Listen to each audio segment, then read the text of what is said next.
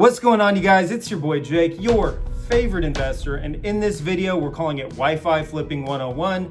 I'm going to show you how I'm going to make $59,585 in profit flipping a house using only a laptop and a smartphone and without ever stepping foot inside. Today, coming at you, I flipped over 1,000 houses, made tens of millions of dollars in profit using a method called fire flipping. I'm going to show you a little bit of that today and actually go over a real life property that I just purchased, leveraging private money in the format that we're going to break down on these slides. So the property that we're going over, this is the beautiful picture of it. This is the way it was marketed. It's a little 3-bedroom, 1-bathroom house, no garage, in a neighborhood with a lot of other little houses.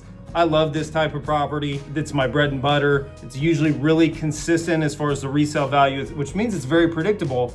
But this is what I saw. This is also, if you can see, right by the window, this is also just a Google Street View. This is the way that they marketed the property. I'm not mad at that, but let's break down how we knew and how we know how much money, down to the penny, we're gonna make on this bad boy. So this house, a few things. This house is over 2,000 miles away.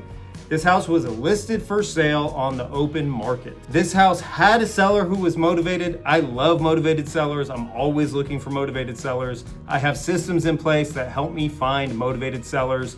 Typically, if a seller is motivated, it gives me leverage, and we're gonna break that down as well. But this house is also perfect for an investor like me. This is perfect for a top 1% investor. And there's a few things that not only make it good for me, but it also eliminates the competition for other 99% type investors, the ones that are scraping at the bottom of the barrel. Now, first, with this process, I had to figure out what the resale value of the property would be based on the neighborhood trend. That's called figuring out the after repair value, or in other words, it's called the ARV. The ARV, the future value of the property, is the absolute most important piece of any property that we're looking at, because it tells us what we can resell a property for. But in addition to that, also tells us what we have to do to the property in order to sell it for the value that we determine.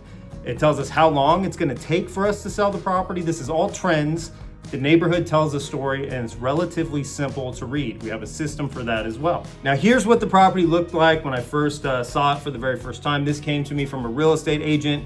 She saw it on one of her hot sheets, meaning the sheets that she's looking at based on my filters and my criteria. I have two ways of generating leads. One is through auto searches on Redfin and Zillow, but the other way is through humans. I have a script and a system, yep, you guessed it, I have a system for that too, to generate leads with other people using their time, effort, and energy to search for things based on my criteria. This came from the human side, and as a side note, the human side is much, much, much more effective for me, although it's not as convenient, because sometimes humans can be, if they get up on the wrong side of the bed, they're not always pleasant to speak with. I myself am included in that type of trait, but this property is 3 beds, 1 bath, 876 square feet. And that's the picture that we have. Also, this is the description of the listing. I call it the blah, blah, blah. It says great starter home or investment opportunity. 3 bed, 1 bath, approximately 900 square foot and 4,000 square foot lot. Okay, single family house built in 1940. This is everything that was given to me, and it was time for me to do work on it to determine whether it was something that I wanted to spend some time, that I wanted to get some resources together. Essentially, if it was something that I could make money on. So this right here is the key information that I need to start my due diligence process on whether I want to make an offer on this property. I know it's 3 bedrooms. I know it's 1 bathroom. I know it's 876 square feet, and I know that it was built in 1940. So what I needed to do is run comparables for the neighborhood. That's also called running comps. And I can do that on Redfin. I prefer Redfin. Redfin representatives, if you're watching this, please give me a sponsorship. I've earned it over the last 6 years. This right here is what it looks like in the neighborhood. If you look at it where that star is, I want to find properties. If you see this cursor here, I want to find properties in this little pizza slice thing separated by the freeway and these train tracks. Right here in this area is where I need similar properties, meaning built around 1940, around the same size as the 876 square feet, and with the same characteristics, 3 bedrooms, 1 bath. I'm also fine with 2 bedrooms, 1 bath. That's sold in the last 6 months. So when I took this area and ran comparables on Redfin, recently sold homes, using that criteria in my filters, this is what it looked like. Okay, we have our property. Then you can see there's a $300,000. All these numbers that you see on the screen are sold prices, but we have one that sold for 300, one that sold for 315, one that sold for 320, one that sold for 325, one that sold for 285, and then one down there by the freeway that sold for 260. Now, if I was to take like a little drawing tool and draw around it, which I did right here, these are the properties that I'm looking at because they're within those neighborhood boundaries. I don't want to go on the other side of the freeway, don't want to go on the other side of the train tracks. I want it condensed to the same neighborhood. Now in that neighborhood, the 325 grand, the 315 grand, and the $300,000 comps, comparable properties, those all had garages. The property that we were looking at, our subject property, did not have a garage, as did the one that recently sold for 285 grand. So the subject property doesn't have a garage, the 285 doesn't, but all the other ones, although they were within that criteria, built around 1940, around the same size, those ones did have garages. So the one that didn't have a garage was still among the same price point, but sold at that 285 price point. So that means my property will very likely sell for 285, maybe a little bit more. So my after repair value for this property is 285 grand. I'll show you it again. This is what the area looks like. I'm realistically only taking the ones within a few blocks, and I'm taking the most similar to mine within that trend, which happens to be the 285, because neither of ours have garages, okay? This process took me about 3 minutes, probably less, definitely less than how long it's taken me to explain it to you here, because I've done thousands of these and I know it like the back of my hand, but it's not that difficult of a process. Anybody can do this. You can mess around with Redfin filters, recently sold homes in certain areas.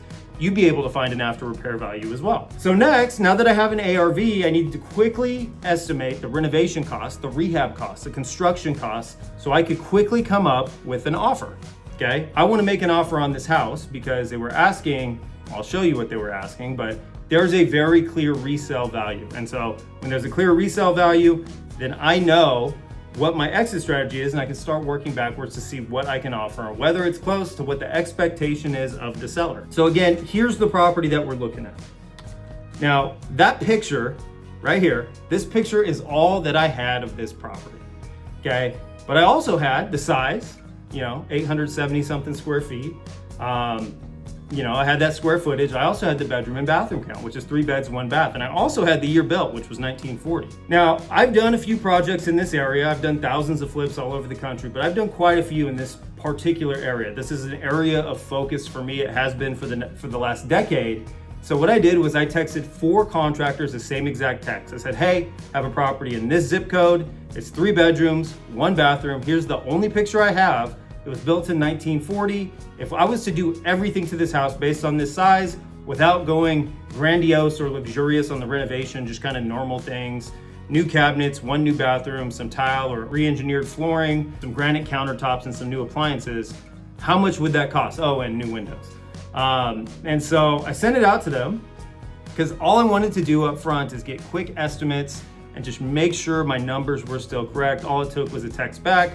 Wasn't holding these guys to any of this. I just wanted to know along the lines of what it would cost. Now, every single one of them within 20 minutes got back to me, and the lowest was 30 grand and the highest was 40 grand. And there were a few of them that said, well, there's 4 of them. So there's 2 of them that said between 35 and 40. Okay, so one was at 30 or 31, one was at 40, and 2 of them said between $35,000 and $40,000. Now this process took me about 5 minutes to put the text together and upload the picture and shoot this thing off to 4 contractors. There was one I had to find his information because it wasn't in my phone.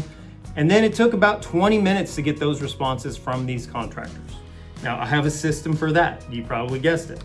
Now, while I was waiting for these contractor responses, I wanted to see what was going on with the asking price of the home. So I went over to Redfin and I looked at the history, the listing history of the house. So it looked like in mid 2024, they were asking 198 grand. And then in late 2024, they took it off the market. A couple weeks later, they put it back on the market. And when the price has a line through it, that means it was at the same price point. So they had it on the market, they took it off, they put it back on. And then after a couple more weeks, they changed the price from 198 grand to $160,000. So what that told me is they had trouble selling it for 198 grand. So they had it listed at a $38,000 price reduction from the original price point, and they now had it at $160,000 as their asking price. So on paper, if I'm looking at it as a $285,000 resale, and a $40,000 tops renovation, and they were asking 160 grand. You know, I don't have my calculator here in front of me. We're gonna get to the calculator, but that tells me that this was probably a deal that I wanna get moving on relatively quickly, okay? This also told me that the seller was motivated. They had trouble with it. They've been trying it since midway through the year before, and they were willing to lower it by $38,000. That's about 15%. That's about 20% of their original asking price, okay? So they were now at 80% at what they were originally asking, okay? That tells me the seller was motivated, and a motivated seller gives me more leverage to negotiate and a better chance to lock the property in, as well as to get it at a lower price than they're asking. So once I had my after repair value, once I had my estimated renovation costs, I quickly threw it in my flip calculator to see what I could offer. And we're gonna go over to the screen again and show you the flip calculator. I'll walk you through this process. All right, so now we have the calculator open and we're looking at the numbers here. The things that I need to go ahead and edit are, number one, the after repair value, $285,000, the asking price, $160,000, and then my rehab budget, which is $40,000. Now my closing cost is typically between 1% and 2% of the purchase price, so between $1,600 and $3,200. $3,000 is fine. And my holding costs, unless a property's in an HOA, I keep it at $2,500, and then if it's in an HOA, I start increasing that price point based on the monthly HOA fee. This is for a 6-month project. With a project this small, I mean, the renovation is gonna take 3 to 4 weeks, so we're good here with the 6-month estimate. Now, my lenders give me 70% loan to value, so 70% of the after repair value. They typically charge me 1.9%. Then I also have a gap funder that gives me whatever difference I need for 1% per month, which means 12% annual. Okay, so based on those numbers, my hard money lender to get this job done would give me $199,500. And I would need from a gap funder, if I truly didn't want to have any money out of my own pocket, I would need about $17,000, as you see in this cell.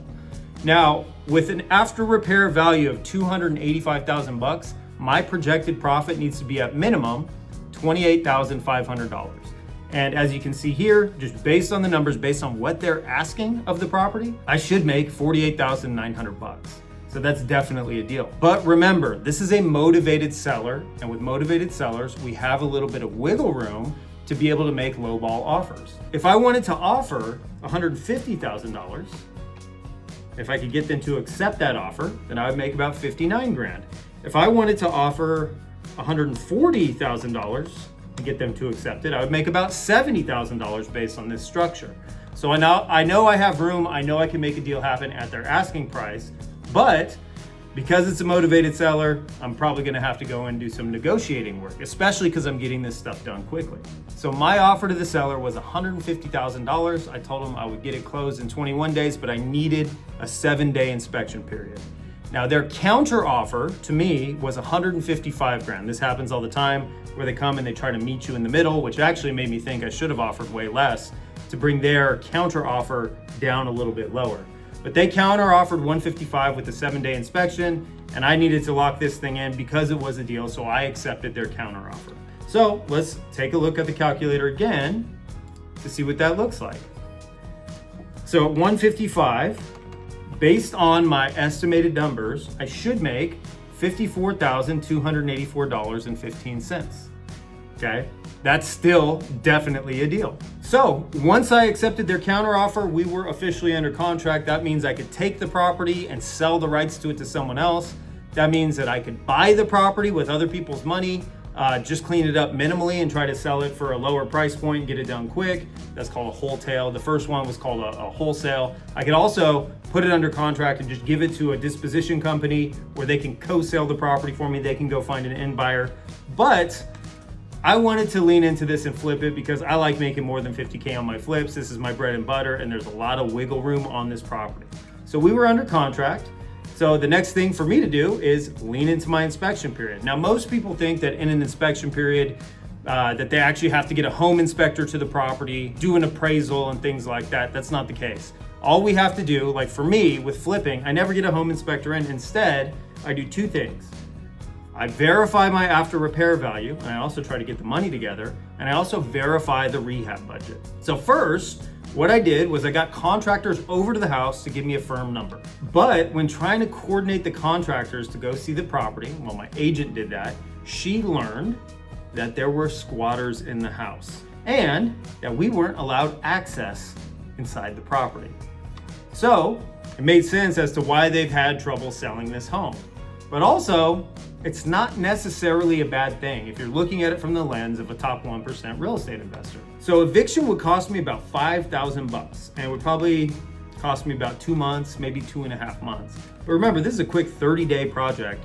So if eviction cost me $5,000 and it doesn't really put me behind my 6-month projection, then I can take some time, evict the tenants, the squatters that are in the property, and it also gives me the ability to renegotiate the terms of the contract with the seller. I mean, after all, they didn't disclose that there were squatters in this property. I had no idea about it until after I put it under contract. So I asked for $10,000 off the price point. They counter-offered with a $5,000 reduction, which brought me down to $150,000, which was what my initial offer was. So we were at $155,000. Now I'm at $150,000. That brings me up to $59,584 and 15 cents in profit, as long as my after repair value was $285 and my projected time frame is 6 months. And even if it went over 6 months, I'd still be able to profit pretty darn well on this thing. So another thing I needed to do is get my private lenders to take a look at the deal to see if it made sense. Okay, so they looked at it, they agreed with my valuation. They thought that $285 to $290. A couple of them said that they thought it would go for $300.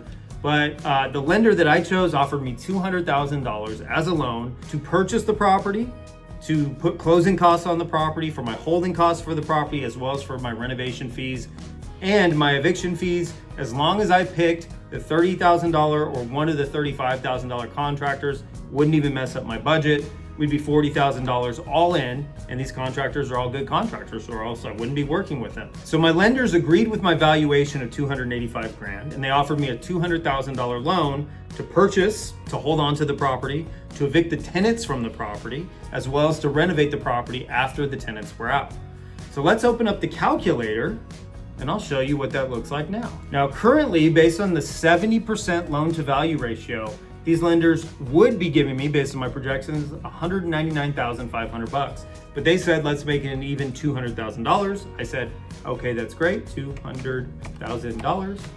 And what that did was adjusted everything to come in at $59,585.00. And if I get this done in 6 months, that is pretty much right on point with how much money I will make on this deal without ever stepping foot inside, with my real estate agent coordinating the contractors and the resale of the property, with lenders coordinating the funding of the property, with an eviction company coordinating getting the squatters out. Everything is part of a system that I am working on rather than working in. Everybody gets paid, and everything that's left over, which in this case is gonna be $59,585, will be mine. And that's how the game is played. That's how I project to make this amount of money. Now, overall, this process went on for probably 3 or 4 days. I probably spent a cumulative 30 to 40 minutes on it. And this is how we're able to do 5, 10, 15, 20 deals at a time, by using leverage and using systems, okay? If you're interested in taking this calculator for free, there should be a link in the description. If you're interested in working with us in our group with co-selling companies, wholesaling end buyers, lenders, attorneys, eviction companies, everything in between, there should be a link in the description as well. Thanks for checking it out. I'll keep you guys posted. And as always, happy investing.